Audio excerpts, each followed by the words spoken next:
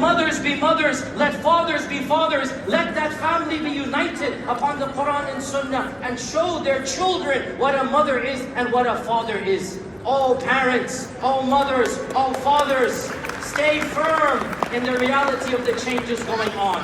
Believe you me, listen to me carefully. These waves of change will come and go. They cannot last. They go against the reality of what it means to be a human being. وَلَيْسَ الذَّكَرُ كَالْأُنْثَى. The man is not like the woman. Allah says so in the Quran. And the cumulative experience of mankind has taught us this reality.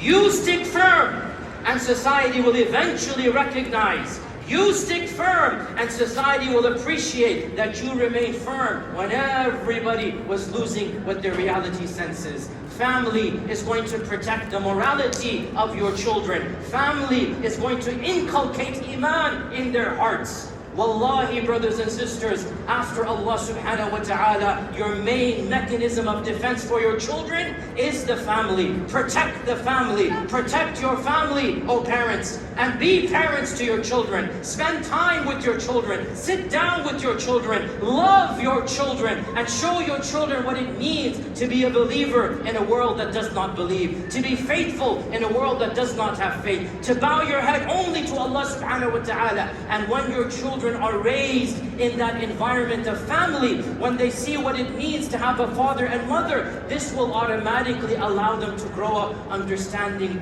who is their Lord and how to worship that Lord. Brothers